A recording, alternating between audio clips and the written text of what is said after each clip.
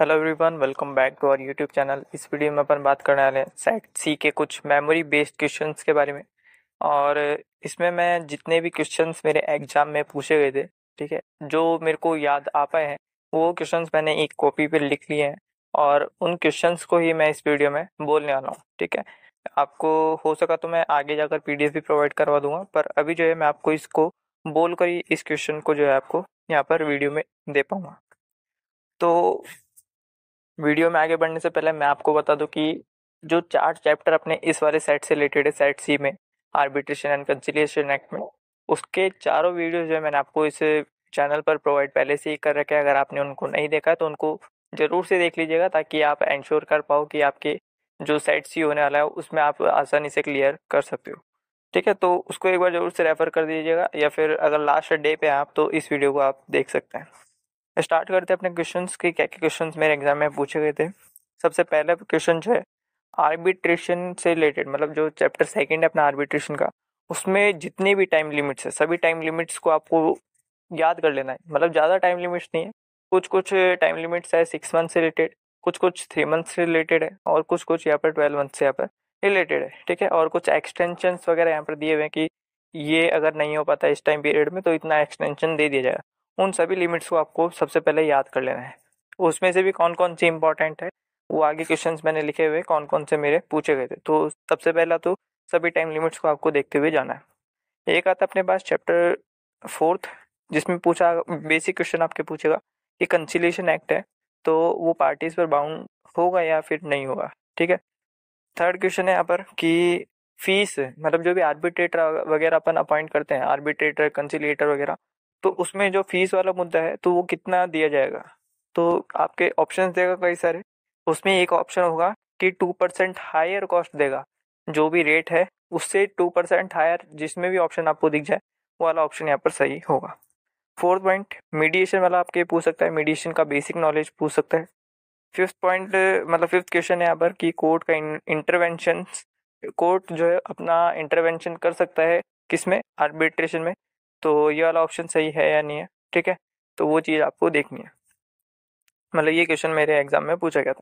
Sixth question है अपने challenge, मतलब जो आर्बिट्रल अवार्ड दिया जाता है उसको चैलेंज किया जा सकता है क्या, किया जा सकता है तो किन किन ग्राउंड पे किया जा सकता है, उसमें से एक पॉइंट बना के आपको दे सकता है। अब नेक्स्ट जो उससे अगला वाला जो क्वेश्चन है कि जेनेवा और न्यूयॉर्क कन्वेंशन जो है आपके, वो पूछेगा ही पूछेगा। उसमें एक या दो क्वेश्चन आपको देखने को मिल सकते हैं। वो पूछेगा क्या, तो इसमें पूछेगा कि पार्ट सेकंड का जो, सॉरी, पार्ट सेकंड का ये चैप्टर फर्स्ट कौन से कन्वेंशन के बारे में बात करता है। तो पार्ट जो चैप्टर 1 है वो जेनेवा सॉरी न्यूयॉर्क कन्वेंशन के बारे में बात करता है। ये आपको देखने को मिल जाएंगे चैप्टर 3 में। ठीक है, न्यूयॉर्क और जेनेवा कन्वेंशन, तो उसको आपको जरूर से रेफर करते हुए जाना है। पार्ट 1 और पार्ट सेकंड का, सॉरी, चैप्टर 1 और चैप्टर सेकंड के दोनों आपको देखते हुए चलना है। इसके बाद आर्बिट्रल ट्रिब्यूनल की डेफिनेशन दी हुई है सेक्शन 2 सबसेक्शन 1 के क्लॉज डी में, तो उसको भी एक बार आपको रेफर करते हुए जाना है, क्योंकि एक क्वेश्चन कुछ ऐसा बना हुआ था कि इसमें से आर्बिट्रेशन जो ट्रिब्यूनल है, आर्बिट्रल ट्रिब्यूनल जो है उसकी डेफिनेशन क्या है।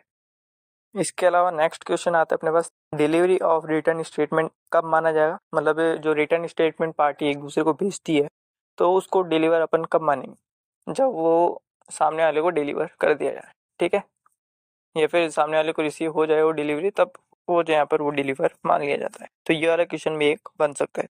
एक आता है अपने पास UNCITRL आर्बिट्रेशन रूल्स, जो किस लिए यूज में लिया जाता है, मतलब उसमें किसकी बात की गई है। तो उसमें बात की जाती है जो आर्बिट्रेशन है, आर्बिट्रल जो है उसकी फीस की, और ये किस वाले टॉपिक में कवर्ड होता है, एड होक आर्बिट्रेशन में। ठीक है, तो ये चीज आपको ध्यान रखनी है। नेक्स्ट क्वेश्चन बन सकता है कि कॉन्ट्रेक्चुअल आर्बिट्रेशन है, उसका मीनिंग क्या है। कॉन्ट्रेक्चुअल आर्बिट्रेशन अगर आप देखोगे टाइप्स ऑफ आर्बिट्रेशन में आपको देखने को मिल जाएगा चैप्टर 3 में। ठीक है, नेक्स्ट क्वेश्चन बन सकता है कॉन्फ्लिक्ट रिजोल्यूशन टेक्निक, मतलब सेम स्ट्रेट क्वेश्चन आया था कि कॉन्फ्लिक्ट रिजोल्यूशन टेक्निक्स जो अपन किस वाले मेथड में लगाते हैं, किस वाले ADR में लगाते हैं। तो उसमें आपको सीधा सा आंसर लगाना है आपका मीडिएशन। इसके बाद जो है नेक्स्ट पॉइंट आपके क्या बोलता है कि एमिकेबल सेटलमेंट कौन से वाले पॉइंट में हो सकता है। तो मैंने जो लेक्चर्स लिए हुए हैं वहाँ पर मैंने पॉइंट आउट करके भी बताया कि जो भी एमिकेबल सेटलमेंट है वो किस वाले पॉइंट पे आया हुआ है, ठीक है। उसको एक बार रेफर आप कर सकते हैं। नेक्स्ट क्वेश्चन बन सकता है कि आर्बिट्रेशन क्लॉज और सबमिसिव एग्रीमेंट क्या हो, मतलब जो दोनों है उसमें डिफरेंस क्या होता है, एक पॉइंट बना के आपके पूछ सकता है, आपको पूछ सकता है, तो उसकी डेफिनेशन जरूर से देखिए जाएगा। आर्बिट्रेशन क्लॉज क्या होता है, जहाँ पर पहले से ही एग्रीमेंट में अपन एक क्लॉज डालते हुए चलते हैं कि कोई भी डिस्प्यूट वगैरह होता है तो हम आर्बिट्रेशन में जाएंगे। सबमिसिव में अपन जो पार्टीज है वो तब डिसाइड करती है जब डिस्प्यूट अराइज हो जाता है, उसके बाद में डिसाइड किया जाता है कि हम आर्बिट्रेशन में जाएंगे। इसके बाद नेक्स्ट क्वेश्चन आता है अपने पास सेक्शन 31A का, जो थर्ड पॉइंट है उस पर क्वेश्चन बना हुआ है, सेक्शन 31A का थर्ड वाला point. Next question, institutional arbitration में कौन सा पॉइंट सही है या नहीं, ये आपसे एक क्वेश्चन एग्जाम में पूछ सकते हैं। इंस्टीट्यूशनल आर्बिट्रेशन से रिलेटेड ये भी टाइप्स ऑफ आर्बिट्रेशन में ही कवर होता है, ठीक है। नेक्स्ट क्वेश्चन आता है अपने पास, टर्मिनेट ऑफ आर्बिट्रल अवार्ड किस किस ग्राउंड पे किया जा सकता है, वो टर्मिनेशन के कुछ कंडीशंस वगैरह है वो आपको देखने को मिलेगी शायद तक चैप्टर थर्ड या चैप्टर फोर्थ में, चैप्टर सेकंड में आपको वो देखने को मिल सकता है। इसके बाद जो है बोला जाएगा आपको एक क्वेश्चन में कि जो भी यहाँ पर ट्रांसलेट कॉपी वगैरह है, सर्टिफाइड कॉपी है, उसका ऑप्शन एक मिनट, मतलब एक ऐसा कुछ वर्ड घुमाकर वो देगा जहाँ पर वो बोलेगा कि इस केस में कौन सी कॉपी लगती है, उसमें अलग अलग ऑप्शन देगा कि इस तरह की कॉपी, फोटो कॉपी और क्या बोलते हैं सर्टिफाइड कॉपी। तो सर्टिफाइड कॉपी जहाँ पर है उस वाले को आपको सिलेक्ट करना है, ठीक है। ट्रांसलेटेड कॉपी वाला एक क्वेश्चन आता है वो कि जो भी ट्रांसलेट करके आप डॉक्यूमेंट दोगे आर्बिट्रेटर को, वो वाला वो क्वेश्चन था।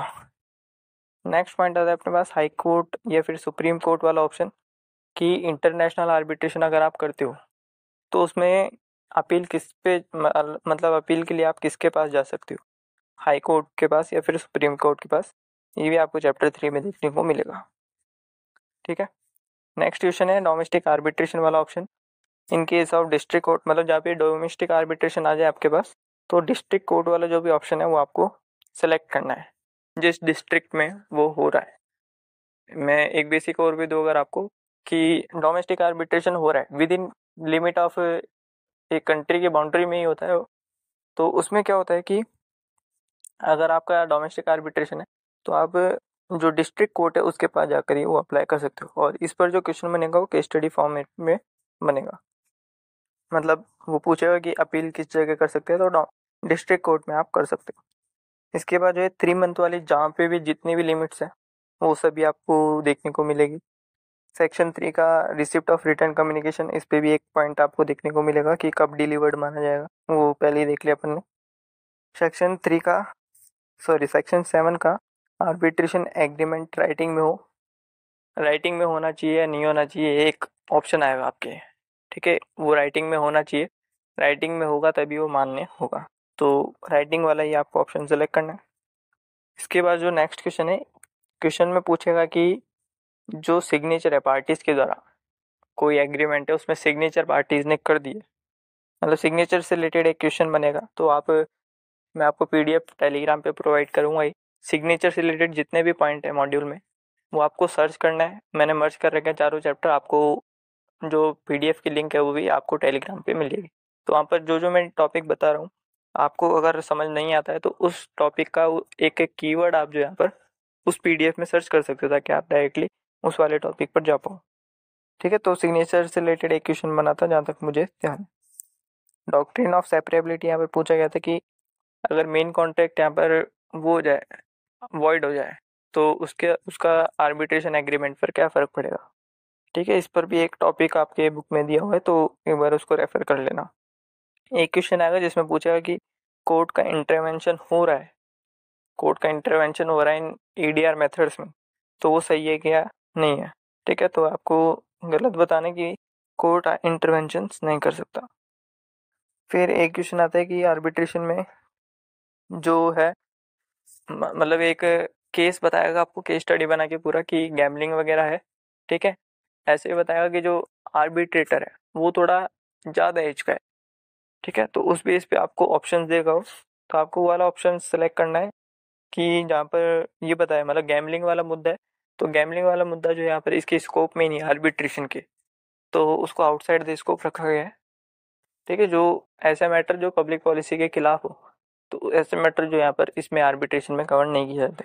तो इस तरह से आपको ऑप्शन देखना है जिसमें ये पूरा जस्टिफाई करता हो इसको। इसके बाद नेक्स्ट क्वेश्चन है, अपने नेशनैलिटी के खिलाफ पार्टी क्लेम करेगी कि ये जो हमारा मुद्दा है आर्बिट्रेशन में वो नेशनैलिटी के खिलाफ था, अपोज टू पब्लिक पॉलिसी था। तो उससे रिलेटेड एक क्वेश्चन बनेगा, केस स्टडी बनेगी, वो भी आपको देखना है। फिर एक और क्वेश्चन पूछा गया था कि फाइनल और बाइंडिंग अवार्ड किस किस में होता है। आपको चारों उसमें ऑप्शन दे देगा, सॉरी 5 ऑप्शन दे देगा जो भी एडीआर के मेथड होते हैं कि किस किस में जो है फाइनल और बाइंडिंग अवार्ड होता है। तो अगर आपको पता होगा आर्बिट्रेशन में फाइनल और बाइंडिंग अवार्ड होता है। ठीक है, इसके बाद पूछा वो क्वेश्चन नेक्स्ट, प्लेस पार्टी, जो प्लेस है वो पार्टीज ने अगर डिसाइड नहीं किया है तो कौन डिसाइड करेगा। तो जो आर्बिट्रेट ट्रिब्यूनल है वही उसको डिसाइड करता है अगर पार्टीज ने डिसाइड नहीं किया है तो। इसके बाद पूछा जाएगा आपके कि सोल आर्बिट्रेटर जो है किस सिचुएशन में अपॉइंट होता है। सोल आर्बिट्रेटर जो है तब अपॉइंट होता है जब पार्टी ने कितने नंबर ऑफ आर्बिट्रेटर अपॉइंट करने हैं, कौन सा आर्बिट्रेटर अपॉइंट करना है, ये डिसाइड नहीं किया। एक केस स्टडी बनाकर एक क्वेश्चन भी पूछ सकता है कि ओरल हियरिंग करनी है पार्टीज को, 1 मिनट, मतलब ओरल हियरिंग और रिटन स्टेटमेंट से रिलेटेड एक केस स्टडी बनाई थी। पूरा प्रॉपर तो मुझे याद नहीं, पर इससे रिलेटेड टॉपिक आपको बुक में भी देखने को मिलेंगे। ओरल हियरिंग करके आप सर्च कर सकते हो। ठीक है, वो चीज़ें यहाँ पर आपको देखने को मिलेगी। इसका सेक्शन 25 में, यहाँ पर सेक्शन 25 में स्टेटमेंट ऑफ डिफेंस बताया जाता है। ठीक है, उसके बारे में इंफॉर्मेशन दी गई है। तो बोला गया कि स्टेटमेंट ऑफ डिफेंस नहीं दिया आपने, पार्टीज ने नहीं दिया, तो क्या उसको टर्मिनेट माना जाएगा। तो बिल्कुल टर्मिनेट माना जाएगा उस कॉन्ट्रैक्ट को। मतलब ये किसकी गलती हो जाएगी, ये गलती हो जाएगी पार्टीज की। इसके बाद नेक्स्ट क्वेश्चन है, अपने फाइनल अवार्ड दिया गया पार्टीज को विद इन 30 डेज। हाँ, और एक और बात मैं बता दूं बीच में कि जो भी डेट्स वाली है, मतलब अवार्ड दिया गया उसका एक्सटेंशन कितने दिन में हो सकता है, उस पर अपील कितने दिन में की जा सकती है, जो सेट असाइड है अवार्ड को सेट असाइड अगर आपको करना है तो वो कितने दिन में किया जा सकता है, ये तीनों लिमिट भी यहाँ पर पूछी गई थी। ठीक है, तो ये क्वेश्चन क्या बोल रहा है कि फाइनल अवार्ड जो दिया है पार्टीज को विद इन 30 डेज, दूसरों को मतलब वापस से बोलता हूँ, फाइनल अवार्ड जो है पार्टीज को दे दिया गया, किसने, आर्बिट्रल ट्रिब्यूनल ने। तो अब पार्टीज क्या कर रही है, पार्टीज चाह रही है कि कुछ मुद्दे जो है यहाँ पर उसमें बताने से रह गए अवार्ड में, तो अब जो है वो नया अवार्ड इशू करवाना चाहती है। तो उसको क्या नाम देंगे अपन, उसको नाम देंगे अपन एडिशनल अवार्ड। एडिशनल अवार्ड का होता है जब अपना जो अवार्ड है फाइनल हो चुका है और उसके बाद जो है कुछ यहाँ पर अवार्ड एक्स्ट्रा दिया जाए, और उसकी इन्फॉर्मेशन आपको 30 दिन में ही देनी पड़ेगी कि 30 दिन में ये मैटर आपको आपके रह गए थे बताने से, या फिर इसकी बात पहले हो चुकी थी।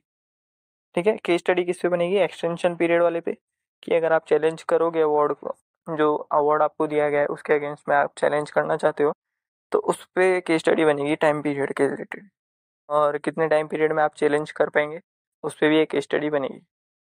ठीक है, मतलब सीधा मंथ कुछ डेट दे देगा आपको और उससे रिलेटेड ऑप्शन आ जाएंगे क्वेश्चन में डेट्स के, कि इतने मंथ बाद, इतने दिन बाद, ऐसे।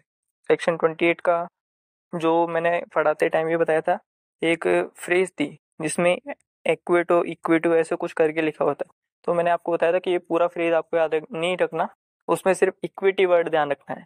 इक्विटी यानी कि समानता। ठीक है, समानता वाला वर्ड, इक्विटी वाला वर्ड जहाँ पे भी आ जाए वो वाला ऑप्शन आपको टिक कर लेना है एग्जाम में भी, जहाँ पे भी इक्विटी वाला वर्ड, मतलब एक फ्रेज देगा जिसमें इक्विटो इक्विटो ऐसा कुछ होगा, और ऑप्शन में आपको जहाँ पे भी इक्विटी दिख जाए ऑप्शन में, वो वाला आपका आंसर सही होगा। इसके बाद कुछ और क्वेश्चन है छोटे छोटे, कि एक से ज़्यादा अगर आप आर्बिट्रेटर अपॉइंट कर रहे हो तो डिसीजन किस बेसिस पे होगा।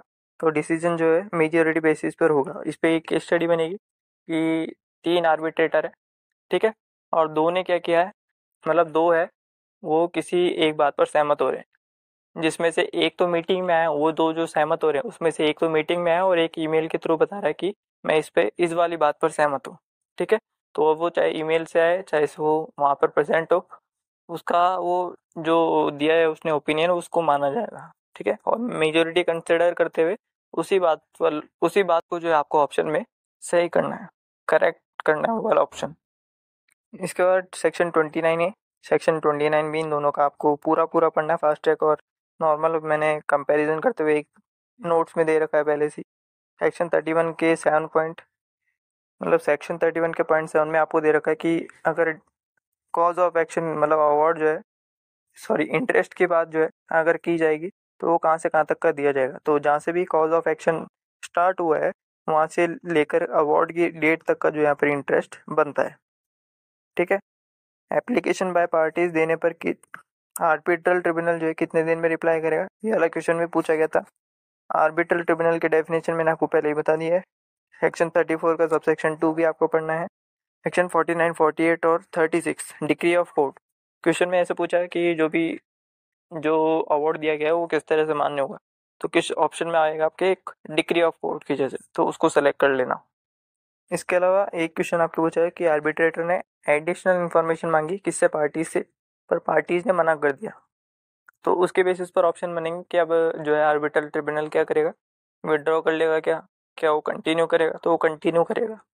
मतलब वो पार्टी से केवल रिक्वेस्ट कर सकता है कि आप डॉक्यूमेंट मुझे दो, वो उस पर थोप नहीं सकता कि आपको देना ही पड़ेगा। ठीक है। और लास्ट क्वेश्चन आपके आता है कि सेटलमेंट किया जा सकता है क्या कोई भी प्रोसेस के बीच में, जो एडीआर मेथड्स होते हैं उनके बीच में। तो जी हाँ, बिल्कुल किया जा सकता है। आर्बिट्रेशन हो, कंसिलिएशन हो, मेडिशन हो, इनके बीच में सेटलमेंट किया जा सकता है। ठीक है। तो इस तरह से ये सारे क्वेश्चंस हो जाते हैं।